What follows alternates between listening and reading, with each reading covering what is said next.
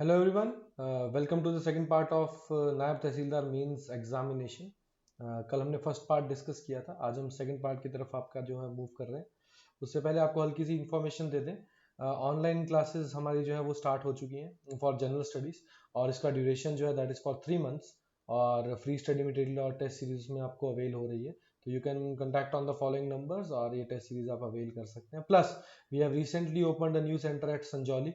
तो जो बच्चे वहाँ पे ज्वाइन करना चाहते हैं वो भी एज सुन एज पॉसिबल वहाँ पे रजिस्ट्रेशन करवा लीजिए। अब आगे मूव करते हैं क्वेश्चंस की तरफ। तो कल हमने 8th क्वेश्चन तक डिस्कस किया था। आज हम 9th क्वेश्चन के बारे में जो है वो बात कर रहे हैं। क्वेश्चन है हमारे पास, discuss the factors responsible for the success of the micro finance in India. तो इसमें सबसे पहला एक वर्ड जो देखिए, सबसे पहले तो ये जो क्वेश्चन था it was of 90 words plus it was of 6 marks. ये दो चीजें हम आपको थोड़ा सा पहले मैं बता दूं। तो जिस तरह से अगर 90 वर्ड्स का आपके पास क्वेश्चन है तो और 6 मार्क्स का वो जो क्वेश्चन है, तो उसको आपने अप्रोच किस तरह से करना है, इसकी अप्रोच हम समझेंगे फर्स्ट वर्ड से। जैसे पहला वर्ड हमारे पास दिया गया है डिस्कस। अब यहाँ पे अलग अलग वर्ड्स अलग अलग क्वेश्चन में दिए जाते हैं। कहीं पे इन्यूमरेट दिया जाता है, कहीं पे थ्रो लाइट किया जाता है, कहीं पे डिस्कस किया जाता है, कहीं पे व्हाट पूछा जाएगा, कहीं पे हाउ पूछा जाएगा। तो अलग अलग वर्ड्स है।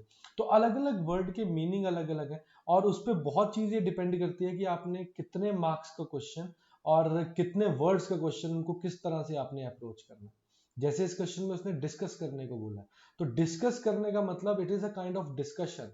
तो जो डिस्कशन है दैट उस डिस्कशन के अंदर हम जो इंट्रोडक्शन है और जो कंक्लूजन है उसको बहुत कम कर सकते हैं। We don't need that part कि हमें इंट्रोडक्शन कितना देना है या कंक्लूजन कितना देना है, क्योंकि ये सिर्फ 6 मार्क्स का क्वेश्चन है और 90 वर्ड्स इसमें लिखने हैं। तो अगर मैं फैक्टर्स ही पूरे कंप्लीट कर दूं तो that will be more than enough. जैसे एक मैं आपको कॉमन सा एग्जांपल देता हूँ कि जैसे अगर आपसे कोई पूछ रहा है कि खाना खा लिया, तो you will give a common answer कि खा लिया। यू विल नॉट एक्सप्लेन कि खाना बना कैसे था या हमने उसके बाद में क्या किया। तो you directly have to discuss the factors. हमको सिर्फ फैक्टर्स को डिस्कस करना है जो रिस्पॉन्सिबल है for the success of micro finance. तो इस क्वेश्चन में हमारे पास जो वर्ड माइक्रो फाइनेंस है उसकी इंफॉर्मेशन होना बहुत जरूरी है कि वो है क्या। बट माइक्रो फाइनेंस की डेफिनेशन देना जरूरी नहीं है, क्योंकि वो हमको नहीं देनी। क्योंकि अगर एग्जामिनर आपसे ये क्वेश्चन पूछ रहा है कि आप उसके फैक्टर्स को डिस्कस कीजिए, तो दैट मीन्स कि ही ऑलरेडी कंसिडर्स कि you have a little bit of information related to micro finance. But फिर भी हम माइक्रो फाइनेंस को अगर डिफाइन करें तो माइक्रो फाइनेंस एक ऐसी चीज है जो आपके बेसिकली अनएम्प्लॉयड और लो अर्निंग सेक्शंस को फाइनेंशियल अपॉर्चुनिटीज प्रोवाइड करती है, जो वो बड़ी फाइनेंशियल अपॉर्चुनिटीज बैंकिंग सेक्टर से नहीं प्रोवाइड कर पाते, ले पाते। तो जो माइक्रो फाइनेंस है इसको बेसिकली आपके जो बड़े बैंकिंग सेक्टर्स हैं वो इसको फंड करते हैं, जिससे हमारे जो कॉमन पीपल है उनको इसका क्या होता है, एडवांटेज होता है। तो इस क्वेश्चन को हम थोड़ा सा स्टार्ट कैसे कर सकते हैं, we have to go for the impact. तो हम किस तरह से स्टार्ट कर सकते हैं। सबसे पहले हम हल्का सा इंट्रोडक्शन दे सकते हैं कि क्या क्या कितने amount of micro financing institutes हमारे यहाँ पे इंडिया में इस समय चल रहे हैं।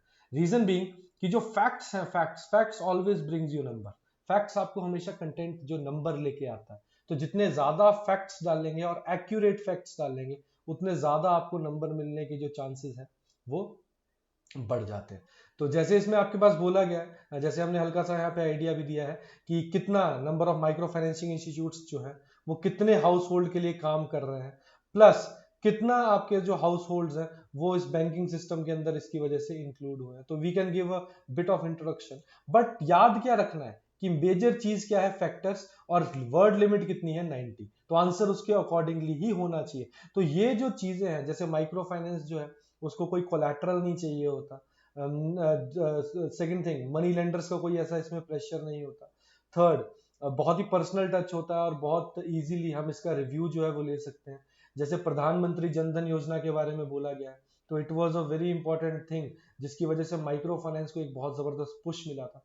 रेट्स बहुत अच्छे होते हैं, स्मॉल टेन्योर रहता है इसका, बहुत ही क्विक प्रोसेस है आपका लेंडिंग का। तो ये सारी चीजों को हम पॉइंट वाइज पॉइंट जो है वो इंक्लूड कर सकते हैं। और इन द लास्ट हम एक वे फॉरवर्ड डाल सकते हैं, जिस वे फॉरवर्ड में वी कैन टॉक अबाउट कि micro finance over the period of time कितने लोगों को केटर कर रहा है और कितने लोगों को वो केटर इन फ्यूचर करेगा। तो that will give you a very exact answer. तो हम इनिशियल हल्का सा एक इंट्रोडक्शन 2 या 3 लाइन का कि what is micro finance. Second, we will directly go towards the factor because we have to discuss only the factors, हम उसको डिस्कस करेंगे। और फाइनली हम उसके बारे में एक वे फॉरवर्ड लास्ट में हल्का सा डाल देंगे 2 लाइन का। तो that will be your adequate, approximately 90 to 95 words के अंदर आपका ये जो आंसर है वो इंक्लूड हो जाएगा। ये पॉइंट्स अगर हम इसमें लिखते हैं तो that would have been a perfect answer. So I think आपको ये जो चीज है वो समझ आ गई। तो ये चीज नॉलेज जानना जरूरी है कि वो चीज है क्या, तभी आप उसके फैक्टर्स और सारी चीजें जो है वो डिस्कस कर सकते हैं। ठीक है जी, तो सेकंड क्वेश्चन की तरफ चलते हैं। Second, define social values, difference between social values, social norms and explain your answer with suitable examples. अब हमको सुटेबल एग्जांपल्स भी इसमें देने हैं। तो again the question is of 90 words and it carries 6 marks. तो 6 मार्क्स के अंदर जैसे इसमें इसने बेसिकली 3 पार्ट्स में आपसे क्वेश्चन जो है वो पूछा गया है, तो हम अपने लेवल पे we can divide the question. हम इस क्वेश्चन की अप्रोच अलग अलग रख सकते हैं। एक तो आपकी अप्रोच ऐसे हो सकती है कि you can start by differentiating between social values and social norms, और साथ ही वहां पे आप एग्जांपल्स को लिख देंगे, तो that would B bit of जिसको बोल सकते हैं कंफ्यूजिंग काइंड ऑफ आंसर। तो रादर देन दैट हम अगेन वर्ड समझेंगे। पहला वर्ड डिफाइन है, सेकंड क्वेश्चन वर्ड है, थर्ड इज द एक्सप्लेनेशन। तो बेटा यहीं से आंसर हमारा क्लियर हो जाता है। जैसे डिफाइन बोला कि we only need a particular definition about the social values. तो सोशल वैल्यूज हमारे पास क्या होती है, क्या नहीं है, क्या उसका हमें एडवांटेज है या क्या नहीं है, वो हमने कुछ नहीं बताना है। हमें सिर्फ एक ही लाइन बोलनी है कि सोशल वैल्यूज हमारे पास है क्या। सोशल वैल्यूज हमारे जो बिलीफ है, हमारा जो सेटअप है, उसको किस तरह से हैम्पर करती हैं या नहीं करती हैं, या कैसे हमको एडवांटेज देती हैं, वो कुछ भी नहीं बोलना है। हमने सिर्फ एक डेफिनेशन देनी है। तो very good definition that we have given here is values are a culture standard for discriminating what is good and just in the society। Simple सी बात। आपको कोई पर्सन सिखा रहा है कि वैल्यू क्या होती है, वैल्यू किसी सोशल वैल्यू क्या है, सोशल मतलब एक सोशल सेटअप के अंदर किसी चीज की वैल्यू।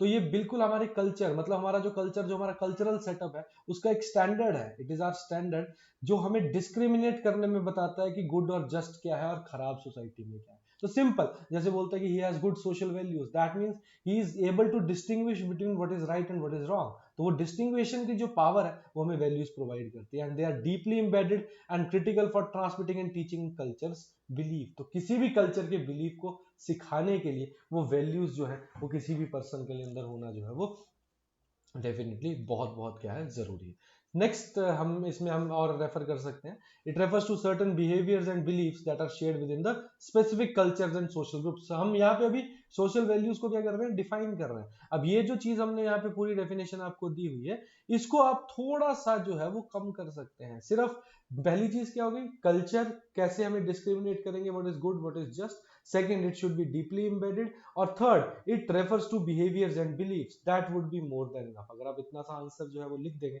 तो आपके आंसर जो फर्स्ट सेक्शन है वो आंसर का आपका इजीली सॉल्व हो जाता है। सेकंड क्या बोल रहा है, what is the difference between social values and the social norms. Social values और नॉर्म्स में हमारे पास डिफरेंस जो है वो क्या आता है, बेटा ध्यान से समझेंगे।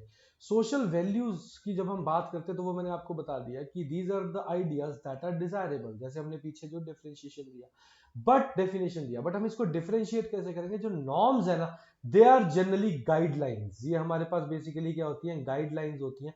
ऐसी गाइडलाइंस जो हमें किसी पर्टिकुलर सॉल्यूशन, किसी पर्टिकुलर सिचुएशन में, जैसे यहाँ पे दिया गया, culture contains large number of guidelines which direct the conduct of its constituent members in particular situations. Such guidelines are popularly known as norms। तो उन सोशल वैल्यूज को गवर्न करने के लिए जो हमारी गाइडलाइंस है उनको हम क्या बोल देंगे, नॉर्म्स बोल देंगे। तो हमारी सोशल वैल्यूज को, जो हमारे पास सोशल वैल्यूज है जो हमें डिफरेंशिएट करना बताएगा, what is right what is wrong, that is value. और जो हमको उनके ऊपर चलने के लिए, वैल्यूज पे चलने के लिए जो गाइडलाइंस हमें प्रोवाइड हो रही है, they are provided by social norms, and there are certain examples like being courteous, being charity, of the civic duty। और प्लस जैसे इसमें एग्जांपल बोला ना, third part, explain your answer with suitable example, you can also put your case studies. आप case study जो है इसमें put कर सकते हैं। केस स्टडीज किस तरह से, एक आधा छोटा मोटा एग्जांपल दे सकते हैं कि हमारा जो कल्चर है वो हमें क्या अच्छी चीजें सिखाता है सोसाइटी में रहने के लिए। Social values like greeting people, we are greeting people, तो हम उनको किस तरह से अच्छे तरीके से ग्रीट कर रहे हैं। सेकंड, हम चैरिटी कर रहे हैं, चैरिटी का किसी का आप एग्जांपल दे सकते हैं, फिलैंथ्रोपिस्ट वर्क के बारे में आप बता सकते हैं। नेक्स्ट आप बीइंग कर्टियस, आप कर्टियस हैं, कहीं पे आप किसी चीज के लिए कहीं पे कुछ गलत भी हो रहा है बट हमारा कल्चर हमें सिखाता है कि we have to remain silent and sometimes listen to the things, तो बीइंग कर्टियस। तो ये कुछ एग्जांपल्स हैं जिनको आप इसमें पुट कर सकते हैं and that would have turned out into a perfect answer. ठीक है जी, तो नेक्स्ट क्वेश्चन की तरफ हम आगे जो है वो मूव करते हैं। नेक्स्ट हमारे पास क्वेश्चन जो है वो क्या बोल रहा है, नेक्स्ट क्वेश्चन क्या बोलता है, अब ये जो क्वेश्चन है ये हमारा अब थोड़ा सा चेंज हो गया है। Now we have moved towards the questions which are having the value of 10 marks, 10 marker के क्वेश्चंस थे और प्लस 150 वर्ड्स। तो जब 150 वर्ड्स हो गए आ गए तो you can differentiate the words accordingly. आप वैल्यूज को अब आप थोड़ा डिफ्रेंशिएट कर सकते हैं, क्योंकि यहाँ पे आपकी इंट्रोडक्शन और जो कंक्लूजन है उसका थोड़ा सा, वैसे देखिए इंट्रोडक्शन और कंक्लूजन हम एसेज में ज्यादा प्रेफर करते हैं, बट अगर आप किसी क्वेश्चन को हल्का सा जिसमें जरूरत हो, जैसे अब यहाँ पे examine critically the main points of, तो इसमें सिर्फ क्रिटिकली एग्जामिन करने पॉइंट्स को, इसमें हम इंट्रोडक्शन कंक्लूजन देने की जरूरत नहीं है, तो हम पॉइंट्स के बेसिस के ऊपर भी आंसर जो है वो दे सकते हैं। और plus it is talking about 1935, जो समय हो चुका है, तो वो उस चीज के बारे में वे फॉरवर्ड या इंट्रोडक्शन जो है वो बस आप हल्का सा ये दे सकते हैं, एक हिस्टोरिकल बैकग्राउंड दे सकते हैं कि 1935 का एक्ट जो है वो आया क्यों था, what was the reason for that. और उसमें हम बहुत अच्छी तरह बता सकते हैं कि जैसे 1927 में जब साइमन कमीशन फेल हो गया था, तो उसके बाद आपका राउंड टेबल कॉन्फ्रेंसेस जो थी वो अकर हुई थी, और उन राउंड टेबल कॉन्फ्रेंसेस में भी जब कोई कंक्लूजन नहीं निकल पाया था, तो collectively first second third RTC के अंदर जो भी डिसीजंस हुए थे उनको एक वाइट पेपर के ऊपर लिख के गवर्नमेंट ऑफ इंडिया एक्ट 1935 बना दिया गया था। तो ये एक इंट्रोडक्शन है हल्का सा, even you can give it for approximately 20 to 30 words and that would be more than enough.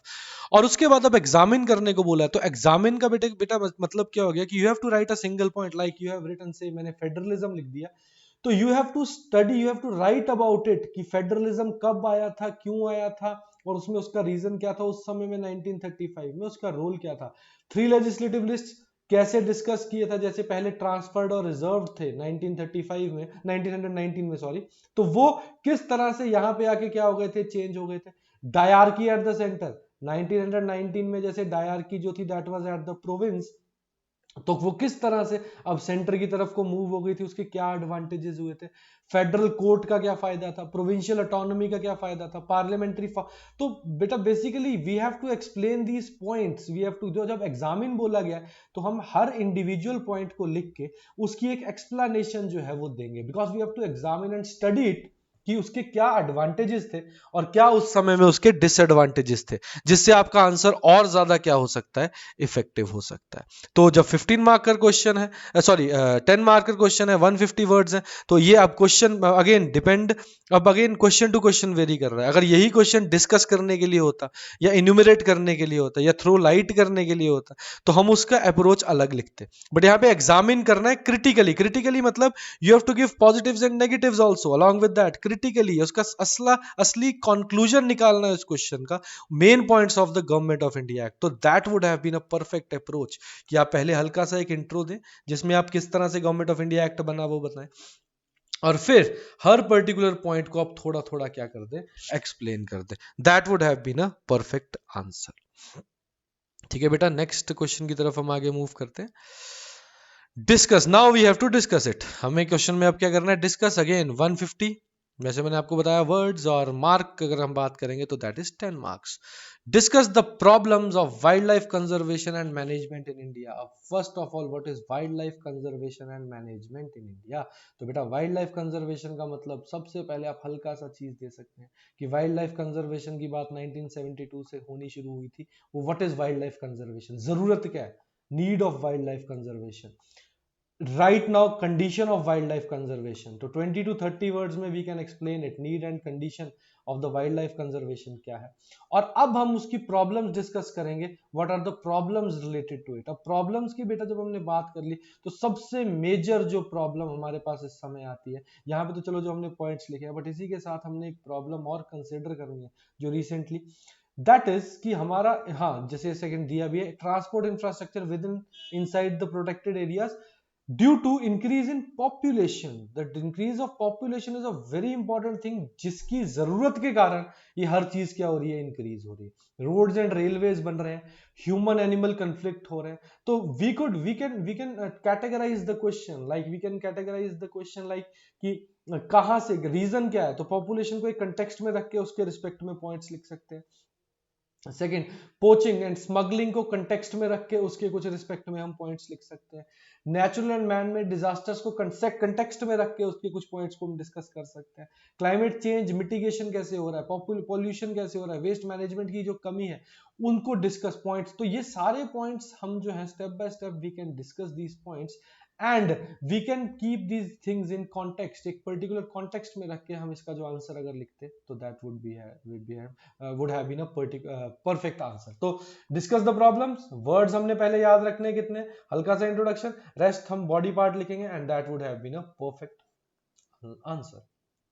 ठीक है बेटा, नेक्स्ट क्वेश्चन की तरफ हम मूव करते हैं। What is a freebie culture? बेटा ये बहुत इंपॉर्टेंट क्वेश्चन है। अगर यहाँ पे आपने नहीं दिया है एग्जाम, आप सिंपल वीडियो देख रहे हैं and you are preparing for the next exams, तो बेटा इसको याद रखिए, ये क्वेश्चन पेपर में आने के चांसेस बहुत ज्यादा हैं, क्योंकि freebie culture is constantly increasing in our country. हमारी कंट्री में ये कल्चर जो है वो कॉन्स्टेंटली इंक्रीज कर रहा है। इनिशियली आपके पास साउथ इंडिया में राइस देने के साथ इसको शुरू किया गया था, then it carried on till the government of your AAP in Delhi, जहां पे फ्री इलेक्ट्रिसिटी की बात की गई थी। फिर उसके बाद आपके पास over the period of time अब सारी जो अलग अलग कंट्रीज, अलग अलग स्टेट्स हैं, जैसे ओपीएस का हम इशू आज के समय में सुनते हैं, to attract people they are giving these freebies. But the major problem is क्या, ये जो फ्रीबी कल्चर है, पहले तो we have to give the definition, what पूछा है, तो फ्रीबी कल्चर क्या है। इसमें ये हल्का सा आप सारी स्टेट जो जो चीजें मैंने बताई इसको लिख के आपका अप्रोक्सीमेटली हल्का सा एक फर्स्ट क्वेश्चन हम सॉल्व कर सकते थे। सेकंड पार्ट इस क्वेश्चन का क्या है, whether it should be stopped और should continue, give reasons to support your argument. तो देखिए अब ये क्वेश्चन जो है, देखिए आपके पास एक चीज बोली जाती है कि you have always you have to write the question with kind of a diplomacy, biased नहीं होना चाहिए। बट इस तरह के क्वेश्चंस में you can give the biased answers आप बायस्ड आंसर्स दे सकते हैं। रीजन बीइंग क्या है ये जो फ्रीबी कल्चर है जिसमें आप बेसिकली सोसाइटी को विदाउट एनी पेमेंट, किसी भी चीज की उनसे पेमेंट लिए बिना उनको बेसिक नेसेसिटीज ऑफ लाइफ जो है वो दे रहे हो, तो ये फ्रीबी कल्चर जो है वो बहुत, क्योंकि because we compare it with foreign countries, और फॉरेन कंट्रीज जो है they are very less in population. हमको जैसे बोला जाता है कि फॉरेन कंट्रीज में मेडिकल फैसिलिटीज फ्री हैं, इलेक्ट्रिसिटी फ्री है, तो बेटा they are giving approximately 40% of their salaries at taxes with a proper check.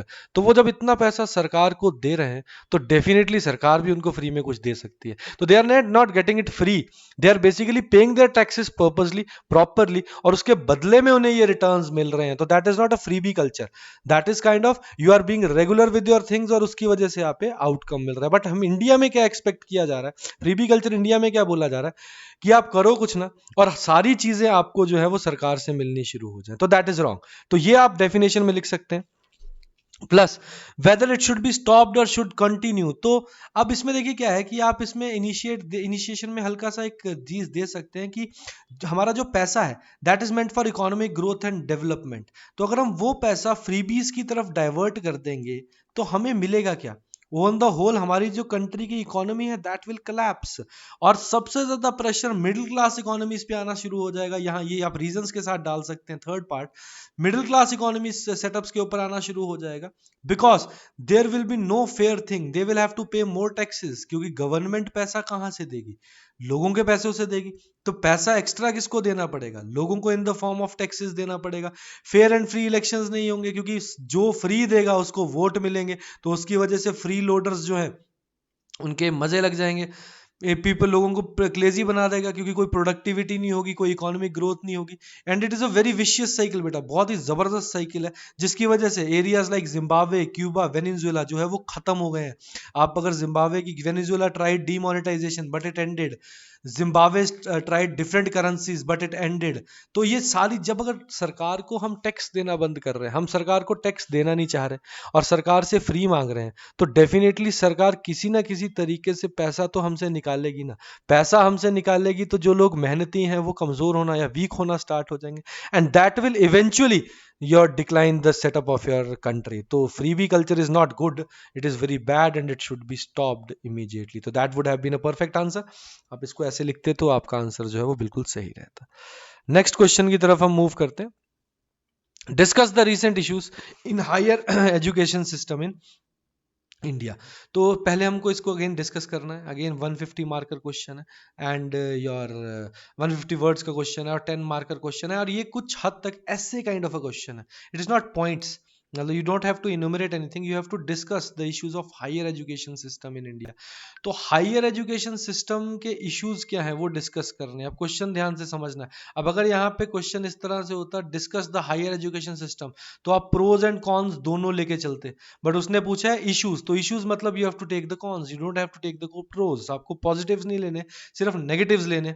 तो उसके अकॉर्डिंगली हम जो है उसके अकॉर्डिंगली हम जो आंसर जो है उसको हमने फ्रेम करना शुरू करना है. सबसे इंपॉर्टेंट चीज का हायर एजुकेशन सिस्टम की कि जो एम्प्लॉयमेंट है वो प्रॉपर नहीं है. मतलब जो criteria to select the teachers, जो उन टीचर्स को बच्चों को, because they are making the future of the country, तो हम वो टीचर्स क्या प्रॉपर हैं कि नहीं है, तो there is no proper check. That is the first condition जो यहाँ पे हमारे पास सबसे ऊपर देखने को आ रही है. Second, except major colleges like IITs and NITs, जो बेसिक कॉलेजेस है, प्राइवेट कॉलेजेस है, वहां पे इंफ्रास्ट्रक्चर और प्लस रिसर्च अपॉर्चुनिटीज की बहुत कमी है. तो लोग डिग्री करके आ जाते हैं और उन्हें यही नहीं पता होता कि किस फील्ड में उन्होंने डिग्री की है.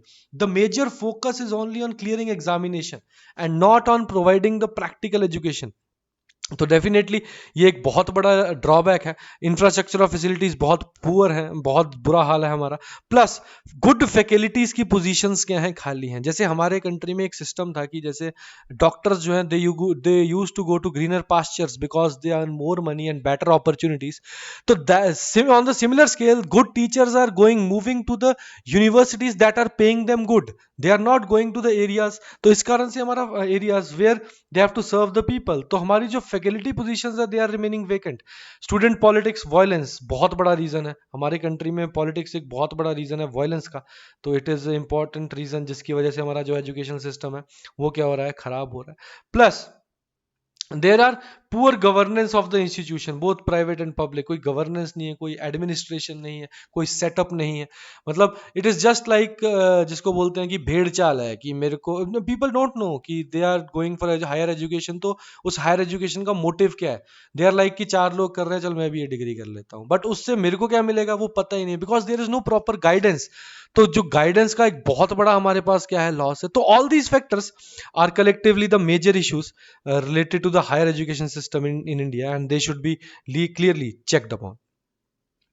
नेक्स्ट हमारे पास क्वेश्चन आता है. It was a very important question, culture shock. Culture shock का बेसिकली मतलब होता है जो बोलते हैं कि हमें शॉक लग गया एक नई जगह में आने का. एक सिंपल सी बात, एक मैं आपको सिंपल सा हम इसको एग्जांपल की फॉर्म से समझ सकते हैं कि कल्चर शॉक है क्या.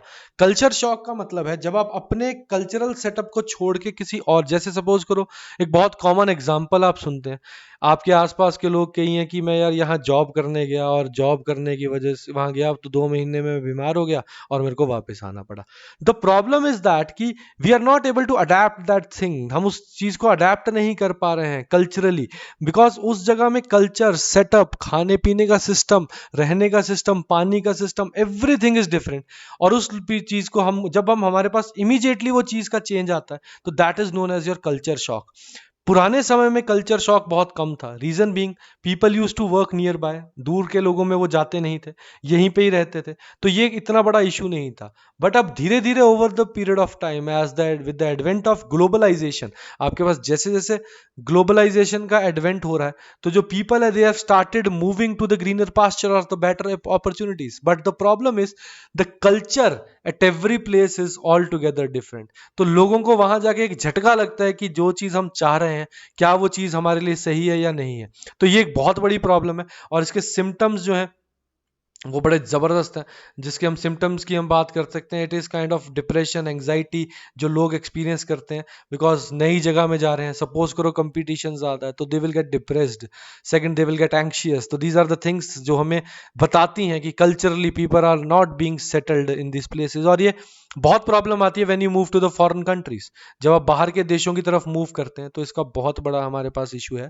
Discuss the different stages of it. तो बेटा honeymoon, uncertainty and doubt, adaptation and acceptance. Honeymoon period, पहले आप बहुत खुश होंगे, पहले आप जाएंगे, you will be very happy, 10-15 days we are in a new place, अच्छा खा रहे हैं, अच्छा पी रहे हैं, बट कुछ समय में it will start feeding you up, because आपकी बॉडी, आपका जो सेटअप है वो उस तरह से बना ही नहीं है। फिर आपके दिमाग में अनसर्टेनिटी और डाउट आना शुरू हो जाएगा कि यार क्या ये चीज़ मैंने सही की या मैंने ये चीज़ गलत की, तो ये will create conditions of anxiety and depression. Third is your adaptation, you will start, but अगर ऑप्शन नहीं है तो यू विल स्टार्ट अडेप्टिंग कि ठीक है इसी में ही हमें रहना पड़ेगा, and finally you will accept it. तो it these are the stages of your cultural shock जो हमारे पास रहता है। तो ये उसके अलग अलग स्टेजेस हैं, प्लस जिसको हमने और पॉजिटिवली डिफाइन किया गया, हनीमून स्टेज, अच्छा साम्य पीरियड, नेगोशिएशन स्टेज, जब आप अपने मन को, अपने दिल को मनाएंगे कि it is good, adjustment, you will start adjusting to the situation, you will start adapting to the situation, and re entry shock, जब दोबारा से अगर आप दूसरी जगह जाते हैं तो you will again get a shock जहां से आप छोड़ के आए हैं, और फिर से आपकी अडेप्टेशन जो है वो शुरू हो जाएगी। तो this is an alternate classification of this shock. तो ये चीजें अगर आप लिखते तो you would have got a very good answer. तो एक आपको चार्ट भी दिया गया है for better understanding, and I think आपको ये आंसर्स जो है वो काफी हद तक क्लियर होंगे। अगर आपको अच्छा लगा तो do subscribe, like, share and comment on our channel, and you may contact on the following numbers for further details, and you can also follow us on the following social media platforms. So thank you, and have a nice day.